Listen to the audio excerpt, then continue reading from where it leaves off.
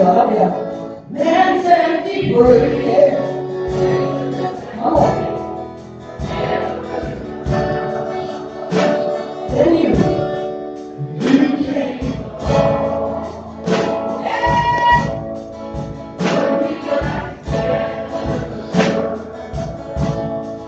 Every desire now satisfied. Here you go. There's nothing. Oh, there's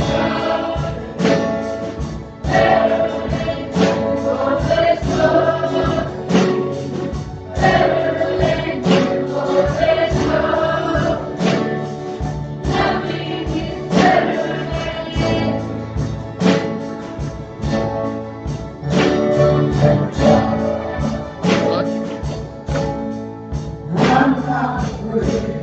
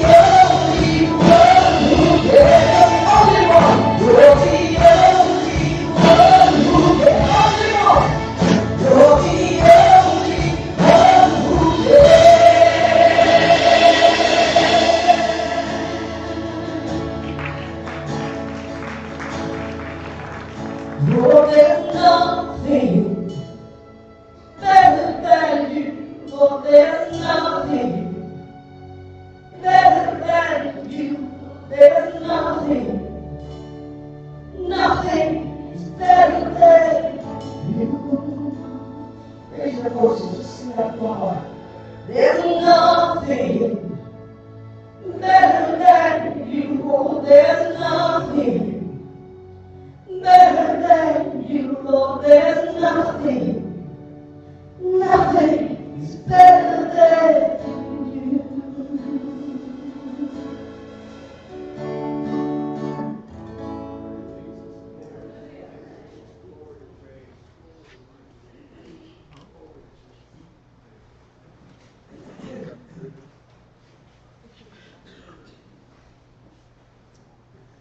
Our ushers are going to come down and play with us once more.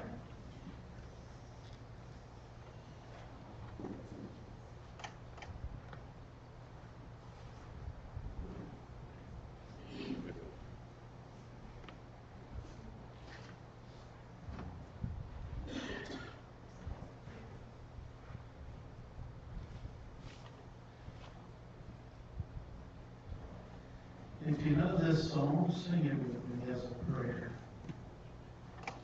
Jesus loves me, this I know, for the Bible tells me so.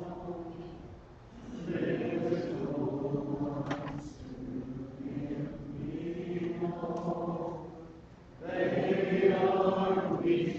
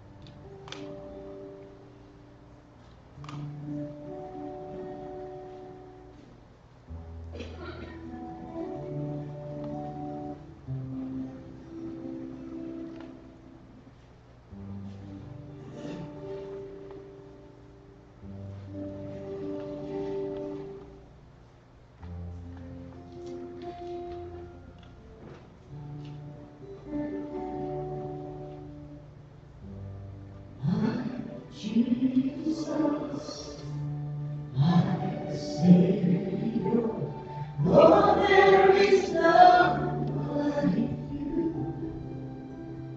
All of my days, I want to praise the wonders of your mighty love. I conquer my shelter, tower of refuge and strength. Let every breath, all that I am, never cease to worship you. Shout to the Lord on the earth, let us sing.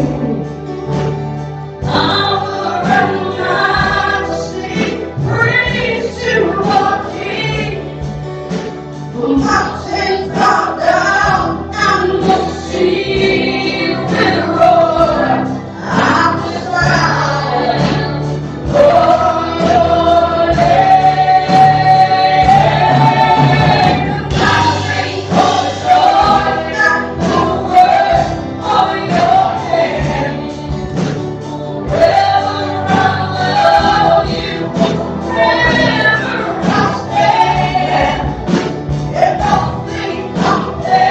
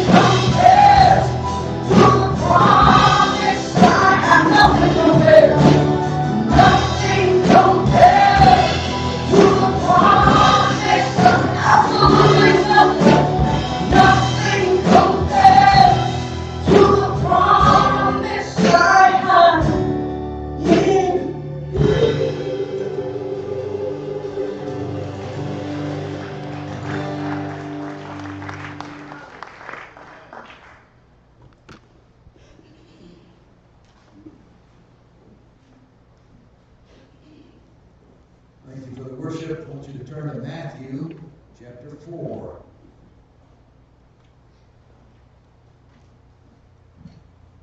We are returning to the morning Bible study material and want to deal with the final temptation scene that went on with Jesus in relationship to the wilderness temptation.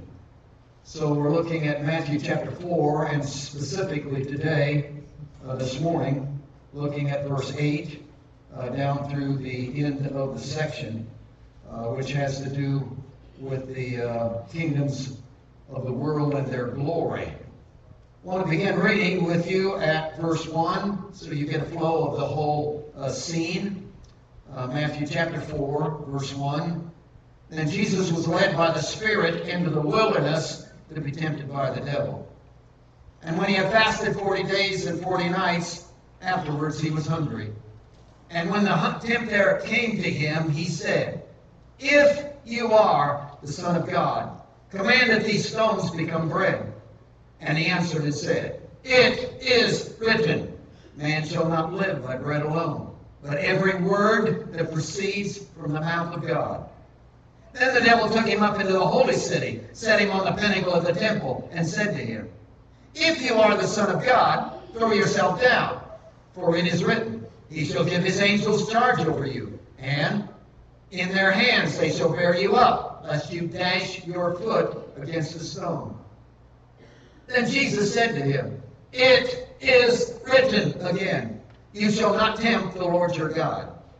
Again the devil took him up on an exceedingly high mountain, and showed him all the kingdoms of the world and their glory. And he said to him, "All these I will give you, if you will fall down and worship me. Then Jesus said to him, Away with you, Satan, for it is written, You shall not worship the Lord. You shall worship the Lord your God, and him only shall you serve. Then the devil left him, and behold, the angels came and ministered to him. I think that if you'd have come to Jesus and said, Is there a real entity called the devil? A real functioning being called the devil? Jesus would say, Yes! I've met him several times. I'm sure Jesus was convinced of that. According to the scriptures, we know very little about the devil and all of where he came from and what it was all about. But we do know that he was an angel, a created being, and that he was high up on the pedestal of angels. And he wanted to be God. He wanted to take over. And because of his ego and pride, he was cast out of heaven, and a third of the angels went with him. So that the whole demonic force has come out of that. And the devil, of course, is the top priority, the top one of all of those angels. So is there an entity called the devil? Yes, the scripture would validate that that is true. There is one. I think we've probably done the whole thing a disservice in the fact that we have elevated the devil to a position he's not in. That is to say, somehow we've made him kind of equal with God, and he's not. He's a created being. God is sovereign, the devil is not. God has omni-qualities, the devil does not. God is omnipresent, the devil is not. The devil is a created being. The devil has no power outside of what God allows him to have. So he's under control. So you haven't got two equal powers going on here. You've got sovereign God and cockroach devil. I mean, he's probably smarter than I am, and probably has more power than I have. I admit that. And in the order of things, it appears that there's God, and then there's angels, and then there's humanity. It's really interesting in the book of Hebrews, as he gives that order, he says that when angels sinned, God didn't do a thing, didn't lift a little finger, made no attempt at all to redeem angels. Just wrote them off. They're gone, that's done, that's finished.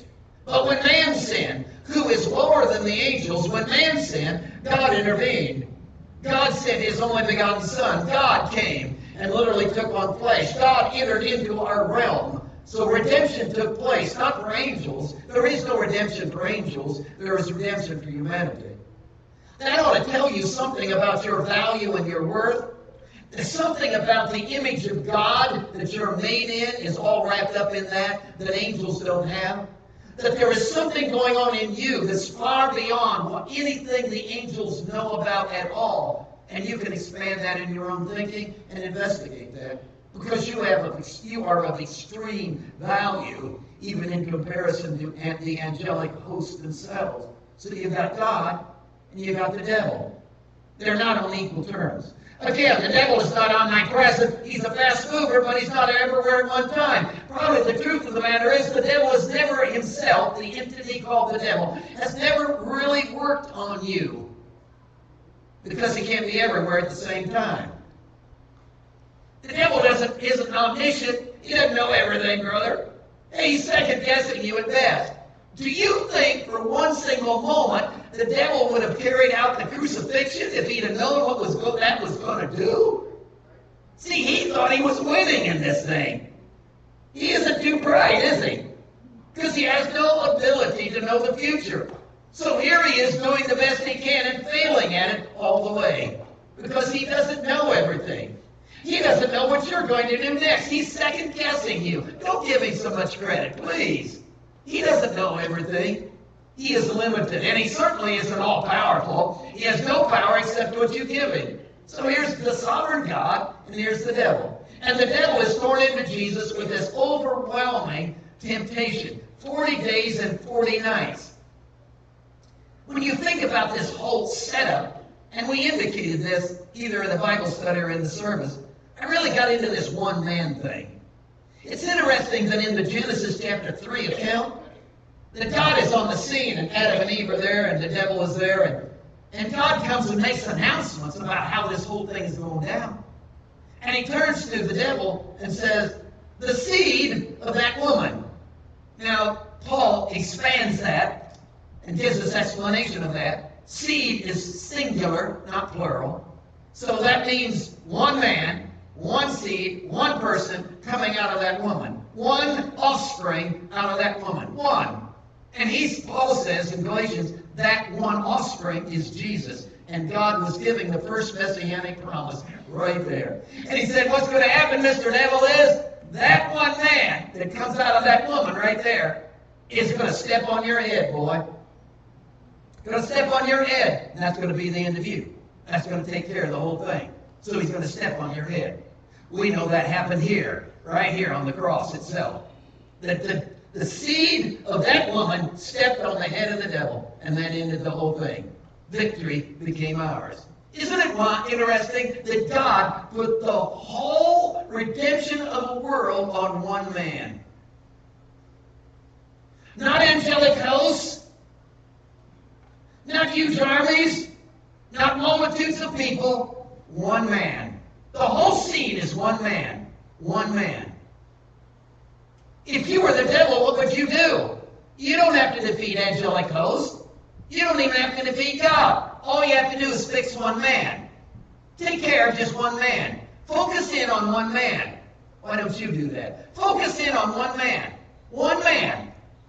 All your energy and all your effort comes into one man. One man. Go after the one man, which the devil did. And the whole unfolding of the Old Testament is what? An overwhelming attempt on the devil's part to stop the one man. The whole Abraham thing is all about what? A nation is going to be birthed that's going to bring in the one man. Stop that thing. Mess Abraham up. Stop Sarah and all the offspring and mess that whole. And the whole story of Abraham revolves around the coming of the one man. The one man. The one man. What's the Moses thing all about? The Egyptian slavery and all the coming out and the establishment of a nation. What's that all about? The one man. This is about one single man. Stop that thing. Bring Israel into idolatry. Let them worship Baal. Mess this whole thing up. Reduce the thing down from 12 tribes to 2. Eliminate 10 of them. One man. It's all about one man. All the prophets are shouting, one man, one man. Everybody's talking about one man. One man. That's so significant, folks. One man. Now, between the Old Testament and New Testament, you got 400 years of silence. So obviously, God is backed off. This thing is dead. The one man is forgotten. It's all over. And then angels are slicing the air with their screams of praise, saying, one man's been born. One man has come. Shepherds are running wild in town. One man! One man! He's here! Wise guys have come from the east, seeing a star that said, one guy is here! One guy is here! One man has shown up. And suddenly the devil is overwhelmingly aware that, hey, he didn't win yet, and it isn't over, and the one man is here. The one man is here. What would you do? Exactly what he did. He moved into Herod, got Herod to manipulate the scene, slaughter all the baby boys in Bethlehem and the surrounding districts. Why? Eliminate the one man. Get rid of one man.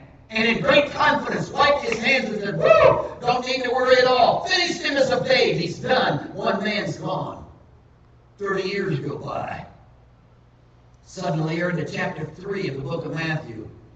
The one man slips down to the river Jordan, enters into baptism, comes out of that thing, and the Father through the Spirit fills the man called Jesus, and the sky rips wide open, and the Father says, woo!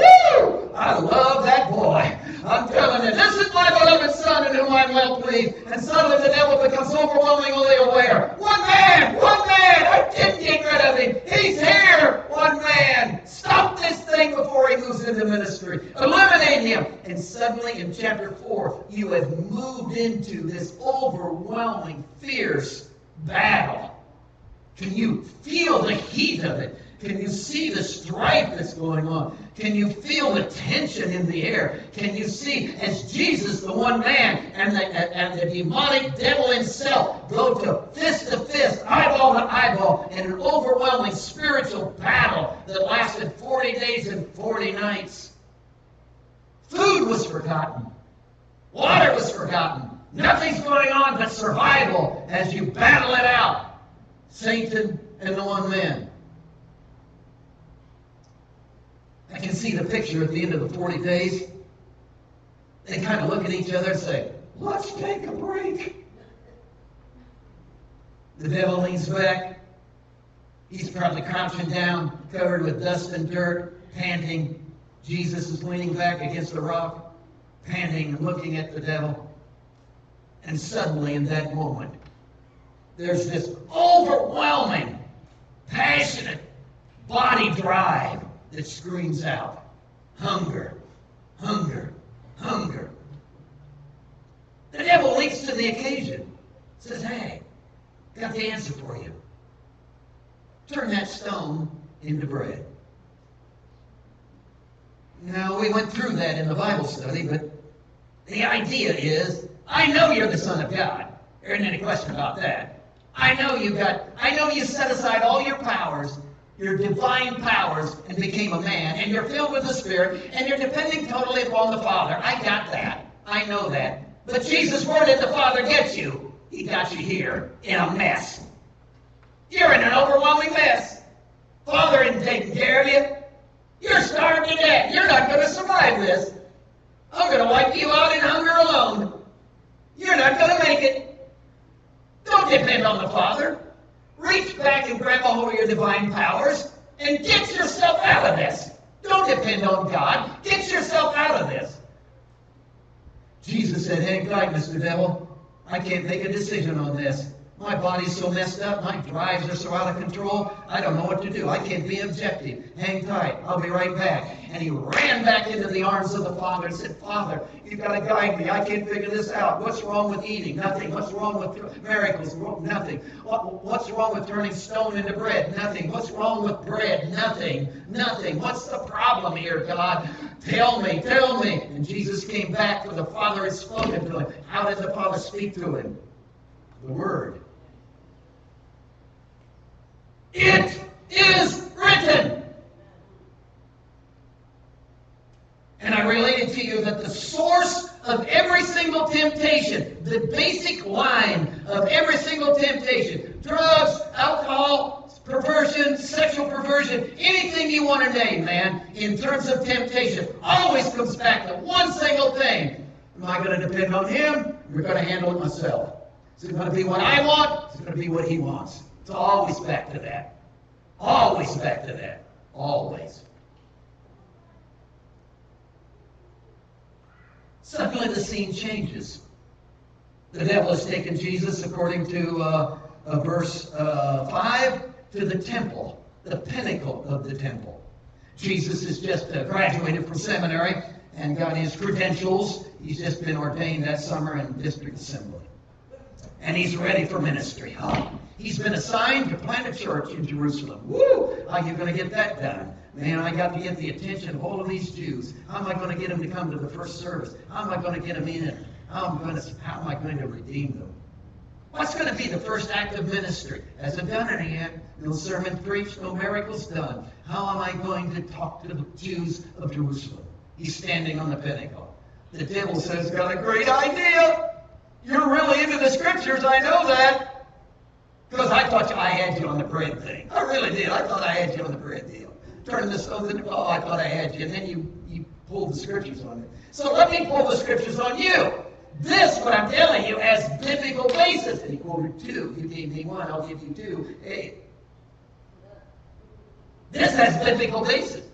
And it fits the demographics. Because all the Jews believed the Messiah was going to come from above. Can you imagine this scene? Pinnacle of the temple. You leap off, Jesus. Woo! Your hair is flowing in the breeze. Your clothes are this would be, wow. Can you see this? And you're gliding down. And as you come down, 2 angels, one under this arm, one under this arm, just bring you down and float you right in on the front porch of the tabernacle, the temple. Woo! I'm telling you, the news on the cameras would be rolling. Hey, Dr. Phil would want to, you'd be on Fox News for this one. It would be, whoa. You talk about a crowd coming on the next Sunday. Woo! This is the way to do it, Jesus. Go for it! Jesus said, absolutely not. Well, what's wrong with that? Absolutely not. Why? Don't you get it? What you want me to do is, you want me to take charge and leap, and then, hey God, get involved in this. Angels, please. That's backwards. See, this business of being Spirit-filled, it's not I move and God follows along and rescues me and bails me out and blesses me. This is, oh, He moves and I get in on it. See, I don't move and He responds. He moves and I respond. See, I don't take the initiative and He comes in on it. He takes the initiative. I say, okay. See, I don't get up my sermons. You want to bless this? This is a good one, God. See, I don't have my church program, my big ideas, and oh, God, a little blessing here. This is His deal, not mine. You got it backwards, son. Tell me out. Then you move into this third one. Again, the scene changes. Really interesting. The whole scene changes. Verse 8. The devil took him up on a high, exceedingly high mountain. It would have to be, wouldn't it? And showed him all the kingdoms of the world and their glory. Wow. How high would that mountain have to be? And if you were standing on the highest of all the mountains, could you really see? Maybe it's a vision. Don't get off on that. See, I don't know. I don't care. That misses the point. Maybe they're still in the desert and Jesus is just seeing things. I don't know. I don't care. See, that misses the point of the passage. What is the truth He's trying to tell you here? And Jesus is being shown all the kingdoms of the world and their glory. There's a couple of things that automatically show up. Questions, you know. The devil is claiming ownership of all the kingdoms of the glory, all the kingdoms of the world and their glory. He's claiming ownership. He's saying to Jesus, listen, you just bow and worship me. In fact, you don't have to go all the way down. That would do it. And I'll give them all to you. They're mine. Here's all the kingdoms of the world, and I'll just give them to you. If you just worship. Just a little bit. Come on, they're yours. After all, Jesus, you've come to build a kingdom. Oh, by the way, Jesus, let me ask you a question. How many you got in your kingdom so far? How well have you been doing? How many members in your kingdom? Jesus would have said, 1. He's the only one filled with the Spirit. The kingdom. 1? Yeah. Here's all the kingdoms of the world. A ready-made kingdom. I'll give them to you. They're yours. Was that a bluff? Does He own the kingdoms of the world? Do they really belong to the devil? And if they do, where did He get them? He never created anything. So where did He get these kingdoms? It's interesting, folks. If you trace that back, you know where He got them? From us. Go back to the creation. What do you got? You got God creating everything it is, making man and saying, I'm giving you dominion.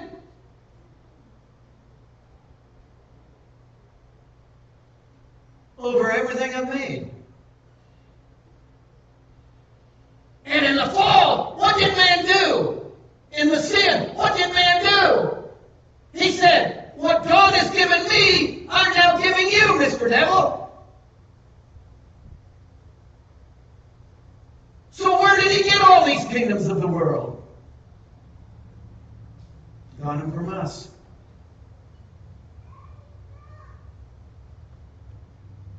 I'm sitting in my living room. It's late at night. Wife's in bed. Daughter's asleep. Son's asleep. It's my own private business. Not hurting anybody. On the computer. Online pornography. Hey, it's private. It's my business. I'm not hurting anybody. Are you out of your mind? Don't you know what you're doing? You're taking the sexual kingdom of your world, your life, your wife, your family, your daughter, your son, and you're saying, hey, Mr. Devil, come on in here, son. You can have it all.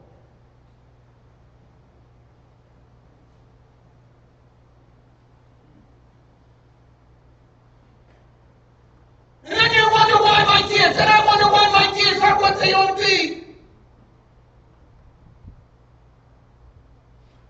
I just released the whole thing to him.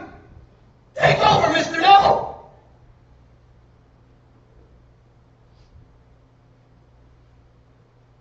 Come on, Manley, it's a business deal. Yeah, it's not quite. Yeah, I'm shading a few things. Yeah. Okay, it's a little dishonest. But hey. What? Don't you know what you just did? You just took your own business and said, hey, Mr. Devil, come on in here. I give you dominion over my own.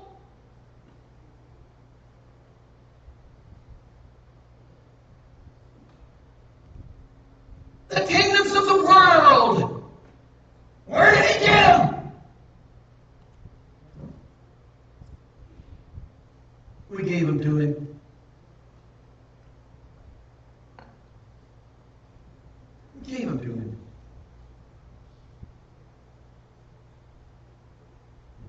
There's another thing that shows up in the passage that's really interesting. See, the passage says, verse 8, that the devil took him up on a exceedingly high mountain and showed him all the kingdoms of the world. And then he adds this, and their glory. And their glory. What's that all about? And their glory. What's the glory of the kingdoms of the world? And their glory. The Greek word is doxa. Interesting word. You could turn there, but you don't need to. But in John chapter 5, this word shows up. It shows up a lot of times, but this is a good example. See, doxa has to do with glory, fame, perspective, value, what you honor. In this passage in John chapter 5, Jesus is having a big argument with the Pharisees, and he's going at them. The whole chapter 5 is almost full of just Jesus speaking to them. He says this, look at verse 44. He said, he's saying this to the Pharisees, how can you believe who receive honor, that's doxa, honor, glory from one another, and do not seek the honor that comes from the only God?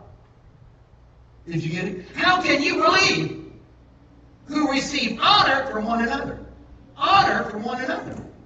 And you never seek the honor, the perspective, the view from him. You seek it from one another. I was looking in the mirror one day. I looked into my own eyes. And I said, wow.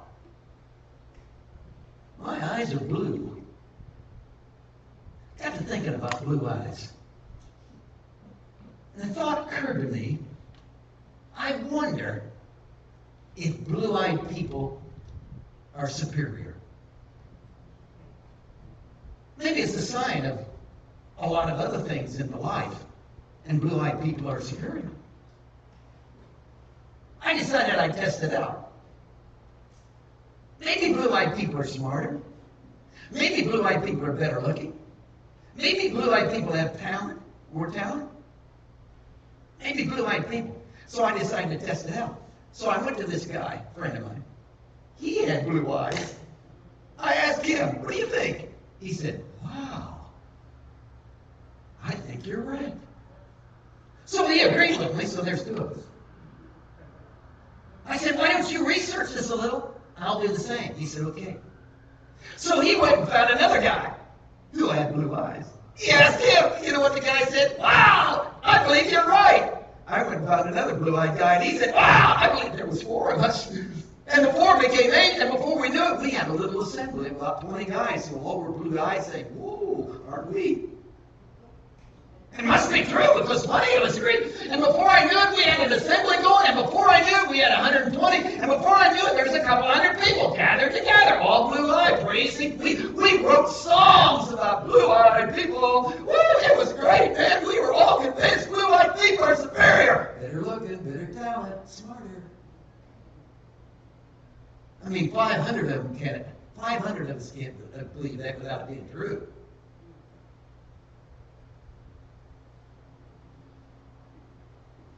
It was interesting because we discovered some hypocrites in our midst. Brown-eyed people with blue contacts. And boy, did we get away with them, we run them off. Bunch of hypocrites. That's this passage.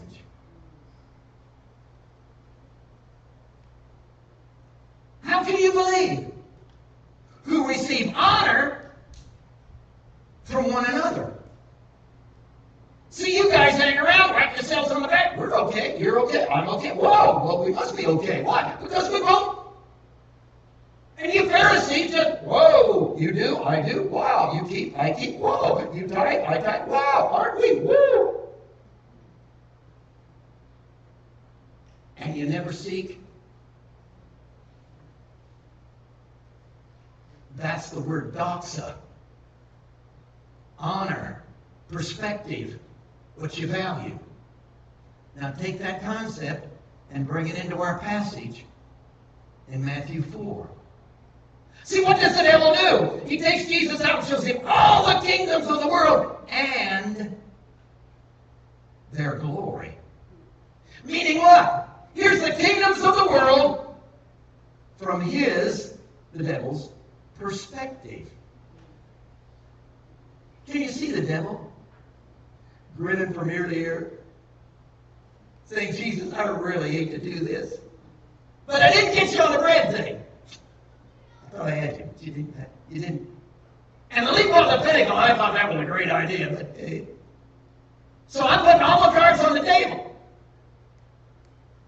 Do I have a deal for you? Let's make a deal. Come on down here, Jesus.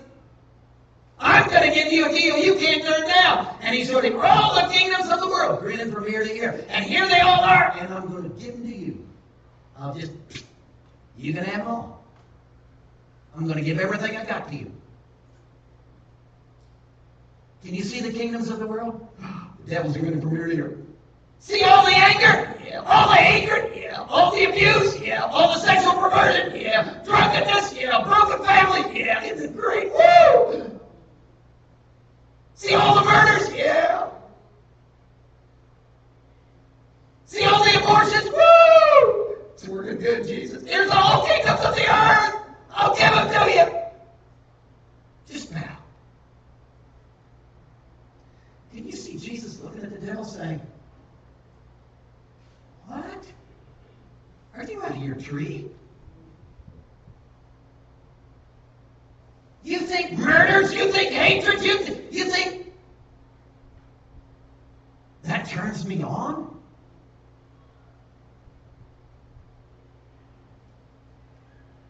You think that content of kingdom is what that's from your perspective.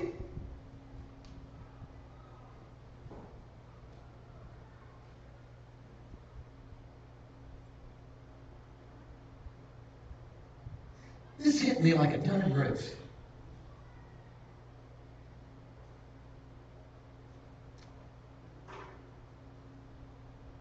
You're probably not here. Probably just me. What is it in me that's allured?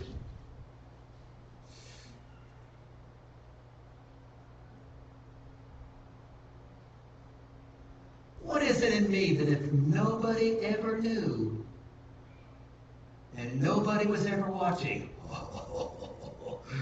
you know what I'd do?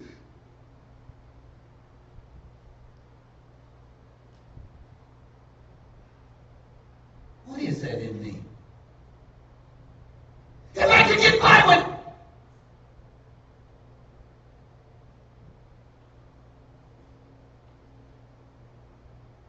what is that in me? What is that perspective? Why do I have to bite my lip to keep from telling you off? What is it in me that just wants to...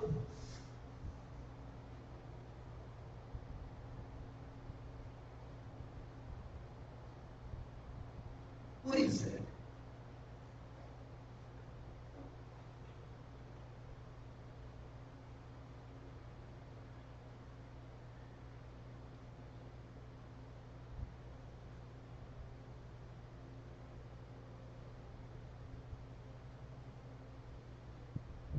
Are you happy with that?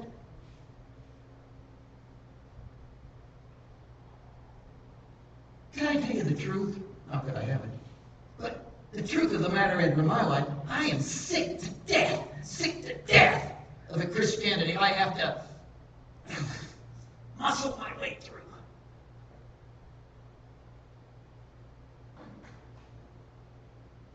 I'm tired of a Christianity that I have to... Oh, brother.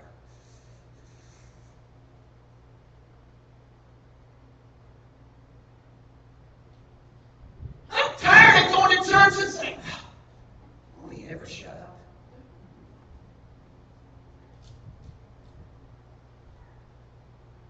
I'm tired of a Christian. I know it's good for the kids. And it's good for the home. And I know it's right. And I don't want to go to hell. I'm tired. I'm tired of that perspective. You know what I'd like to have? I'd like to have a burn in my bones for, I'd like to look at all the kingdoms of the world and say, that makes me sick. I'd like to look at pornography and say, that turns me off.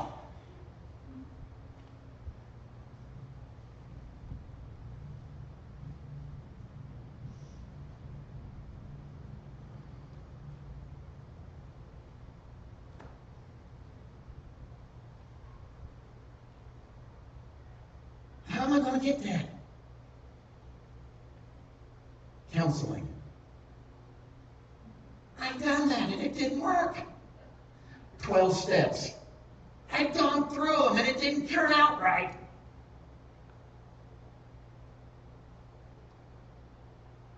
How am I going to get that? Could I propose to you? There's a Jesus standing here saying, that's not my kingdom.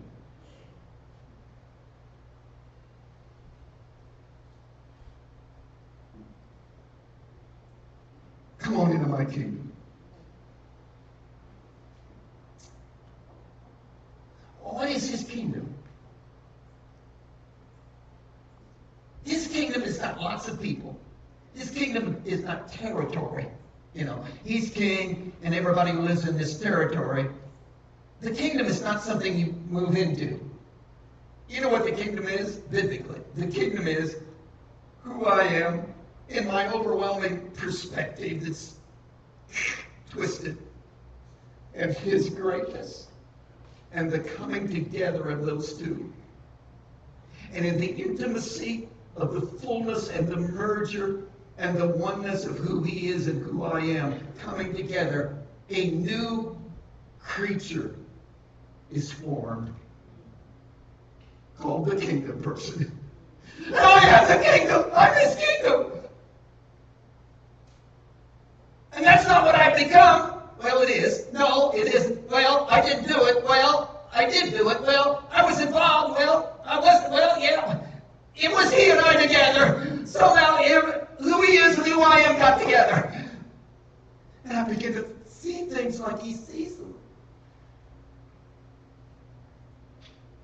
I begin to want what he wants.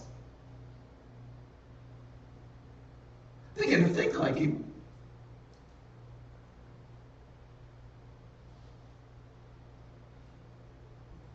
I begin to have his perspective, the glory.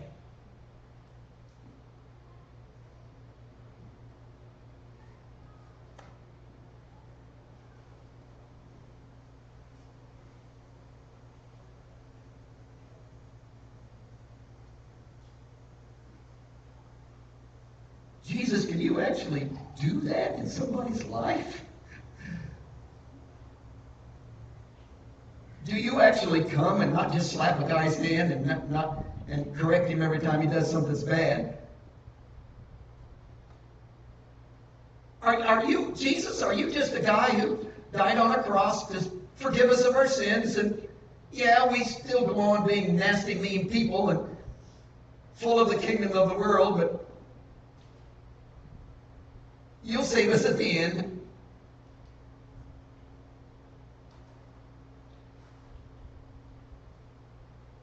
Or can I actually enter into an intimacy with you where your kingdom and its glory, its perspective, how it sees things, what it values, becomes mine?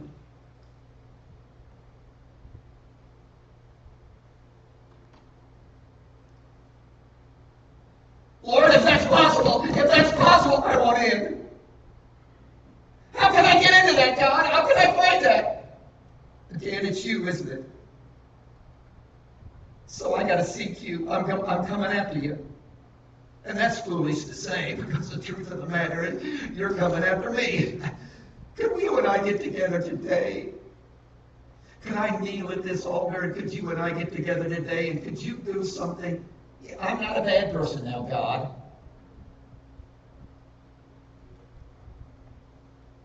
But could you and I get together today in a way we've not been together before? Could you squeeze me so tight today you break my ribs?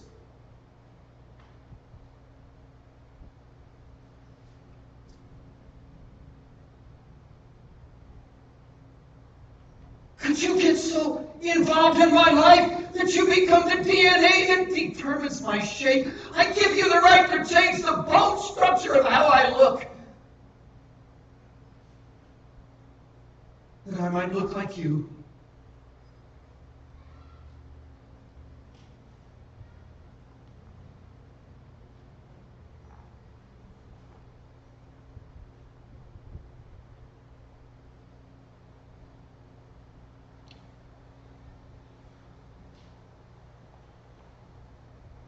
So Jesus, in front of this whole congregation, I'm on my face today.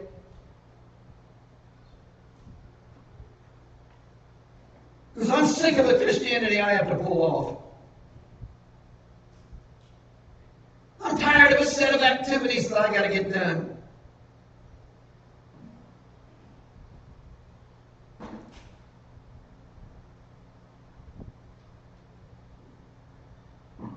So I'm going to get on my face, seeking and open, and then it's up to you, Jesus.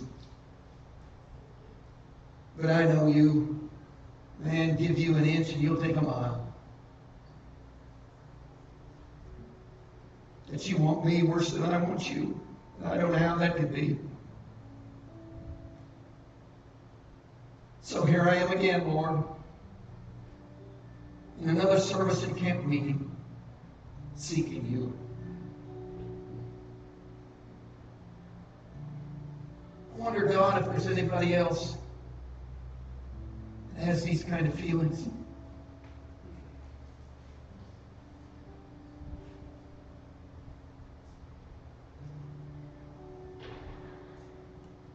I wonder if there's any teenagers that would like to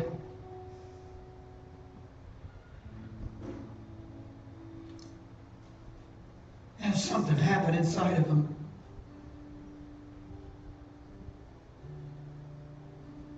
I wonder if there's any moms and dads that would like to take back some of the kingdoms they've given away.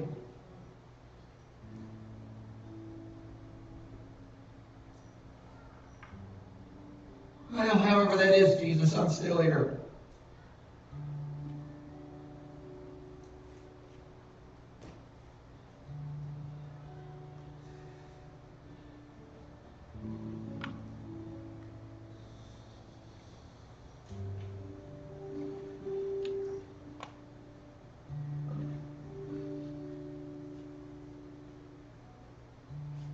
We bow our hearts, we bend our knees. Oh Spirit, come make us humble. We turn our eyes from evil things. Oh Lord, we cast down our idols. Give us clean hands, give us pure hearts. Let us not lift our souls to another. Give us clean hands, give us pure hearts. Let us not lift our souls to another. In our hearts, bend our knees. Oh Spirit, come make us humble. We turn our eyes from evil things. Oh Lord, we cast down our idols. Would you give us clean hands? Give us pure hearts. Let us not lift our souls to another. Give us clean hands. Give us pure hearts. Let us not lift our souls to another. God, let us be a generation that seeks your face, oh God of Jacob. God, let us be a generation that seeks your face, oh God of Jacob. Bow our hearts and bend our knees. Oh Spirit, come make us humble. We turn our eyes from evil things.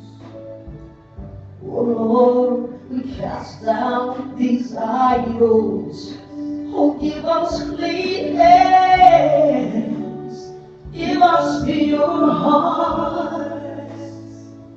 Let us not lift our souls to another, but give us clean hands, give us pure hearts.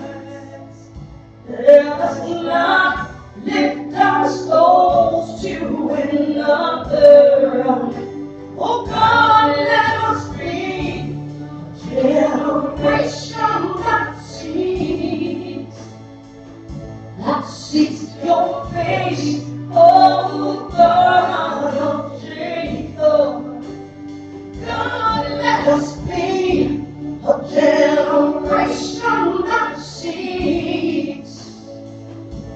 seeks your face, oh God of Jacob.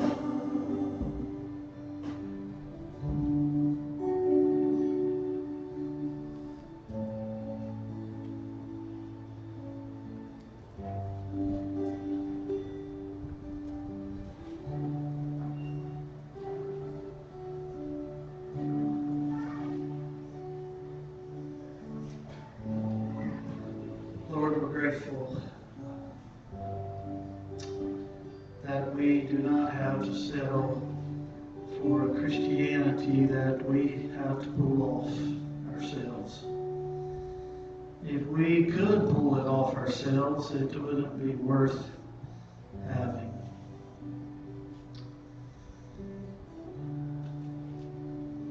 Lord, the enemy tries his best to compromise our hearts and our loyalty to you. And we want you to be such a force within us, such a source within us, that we want what you want more than we want anything.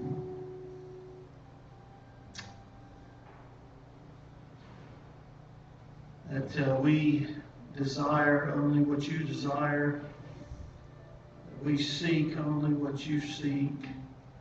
We think only what you think. We say only words that would come out of your mouth. The word says, have the same attitude as Christ Jesus. Well, that's impossible if we're trying to do that. But if we're trusting you to do that through us, that's what your kingdom's all about. The world doesn't really need us. It needs you through us, however. And so, Lord, we are so grateful for the season of seeking. Maybe that's the best way to define what this week has been. I pray that it won't just be a sidebar in our life, that we won't reduce our seeking only in a camp meeting environment. I pray that it will be a lifestyle for us, not something that we do out of some sense of drudgery, but that we're so desperate that we finally realize that apart from you, we can do nothing. Nothing that matters. And there are a lot of kingdoms in this world. I pray, Lord, that if any of us have surrendered the kingdoms of our lives to the devil, that we will call on you and seek you to reclaim those kingdoms, because they belong to you. You are the King of our lives. We think of your kingdom and all other kingdoms of the world. The subjects die for the king. Not so in your kingdom. The king died for the subjects. Makes us just want to love you more. It's unimaginable, but it was what we needed, and you delivered, and you're still at work. The songwriter said, I have made you too small in my eyes. Oh, Lord, forgive me. For I have believed in a lie that you were unable to help me. And went on to say, be magnified. And Lord, as Dr. Manley was preaching this morning, I could hear that old Celtic hymn playing, maybe from the depths of my soul, somewhere in my mind. Be thou my vision, O Lord of my heart. He was talking about perspective, and all I could pray was, be thou my vision.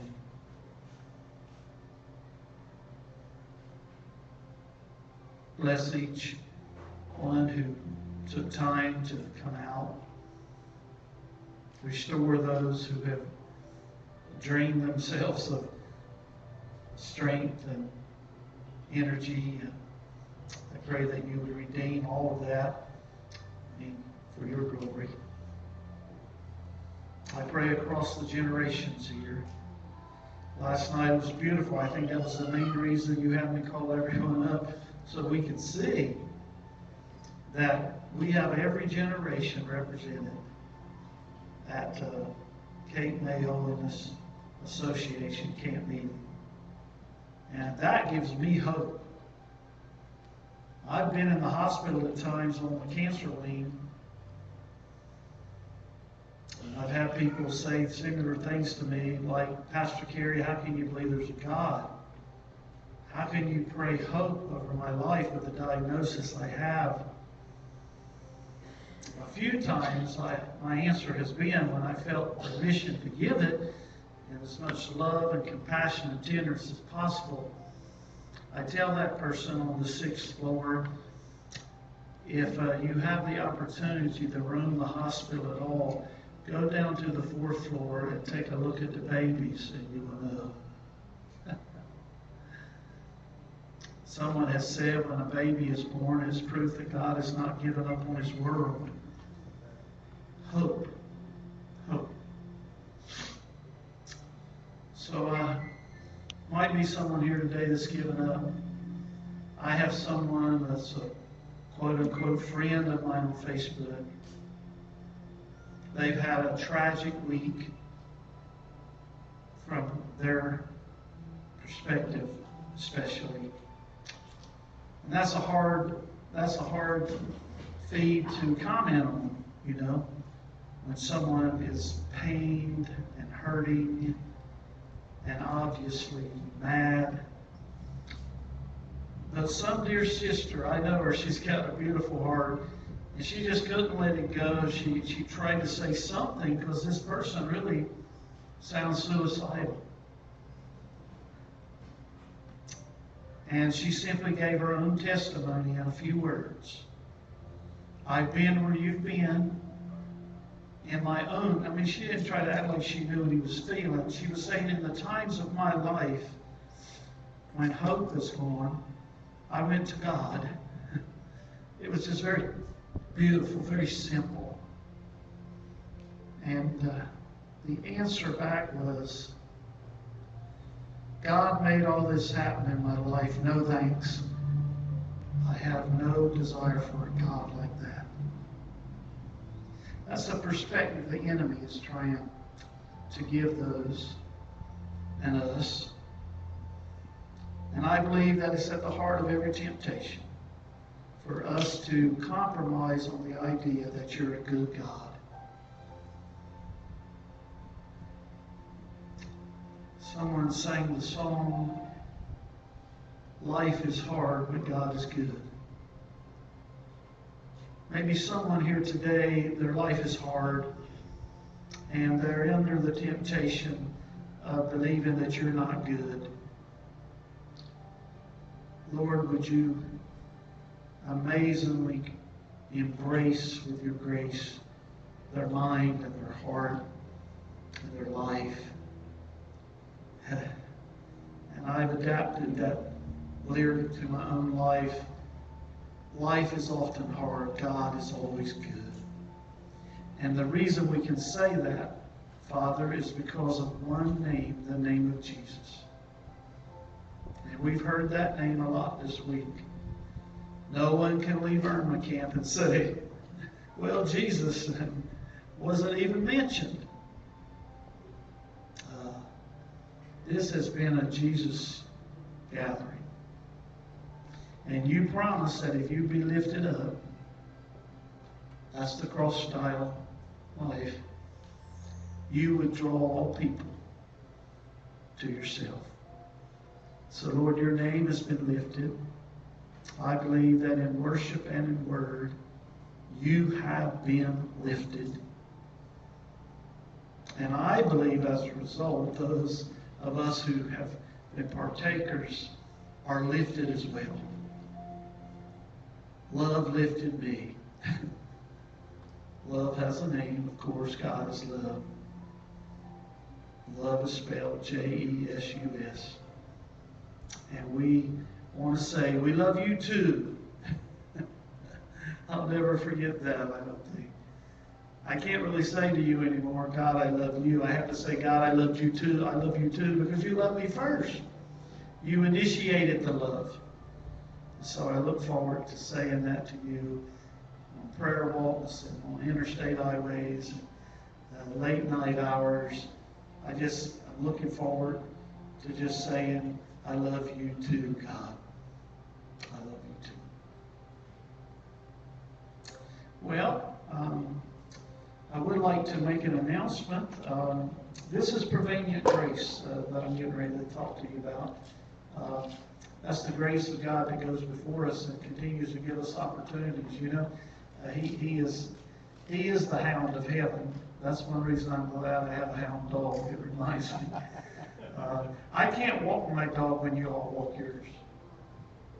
She don't know how to walk. She's a hunter. She is a seeker. And I tried to teach her 7 years how to walk, but she can't. She just seek, smell, pull, tree, climb, jump. If you have never read the old poem, The Hound of Heaven, you need to go find it. And they're talking about Jesus. Why would they call Jesus a hound dog? Well, come on now. Hound dog's about as high as it gets in the dog kingdom. No, he's on our trail.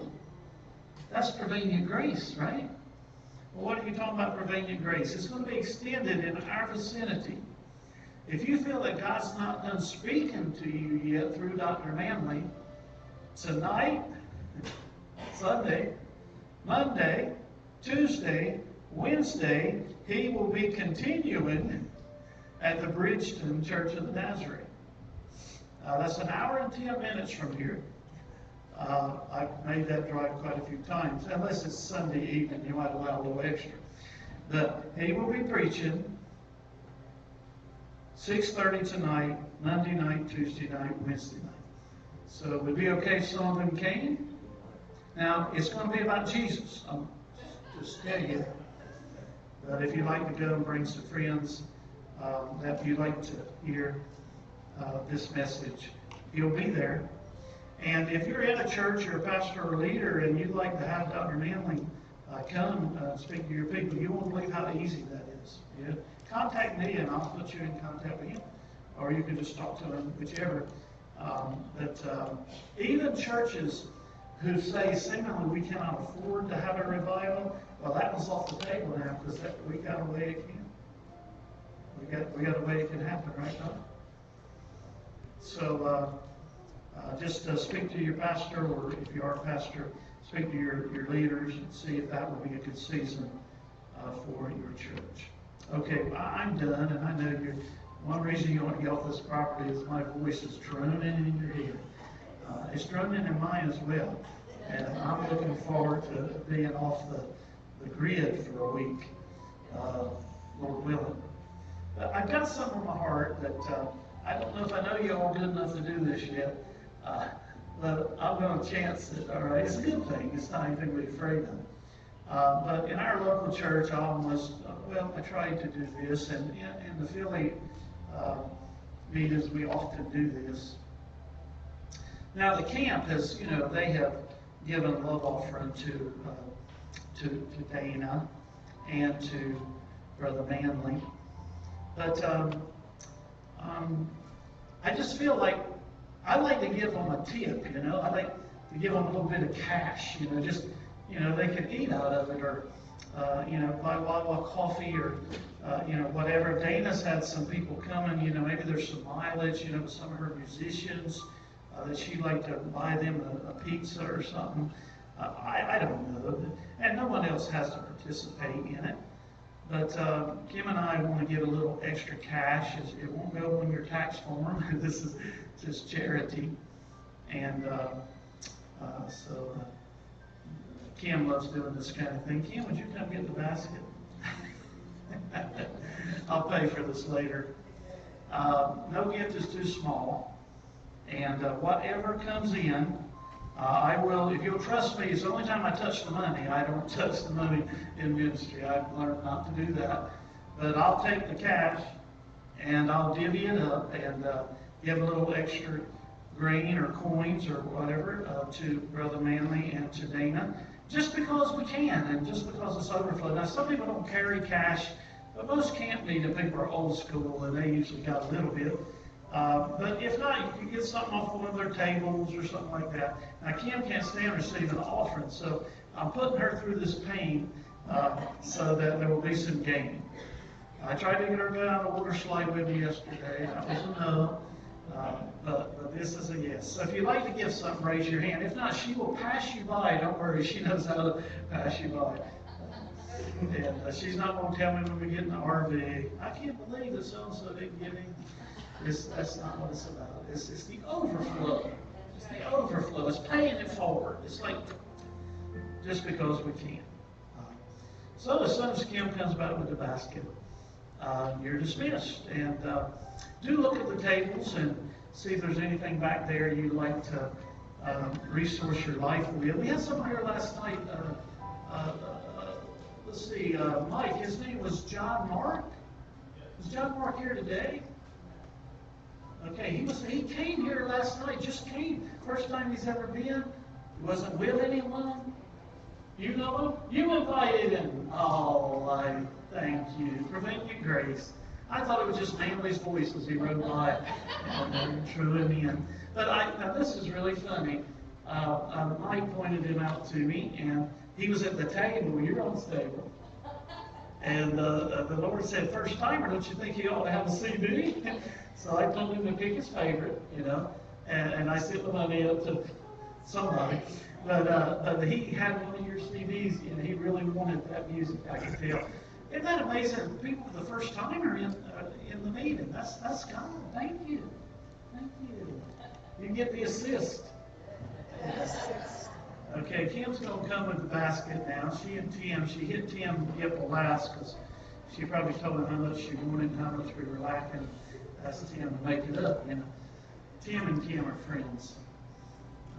Thank you. This is just me being me. I know I'm weird and all of that. I like weird. That's why I bring Manley. He's weird. Okay, Kim, would you divvy that up? And we're going to split it right down the middle, just like Solomon's going to do with that child in the Old Testament. Okay. All right, we're done. I said as soon as Kim came up with the basket, we'd be done. So thank you for coming. Look at somebody and say, I love you because Jesus loved me first. Wow. Peace. Shalom.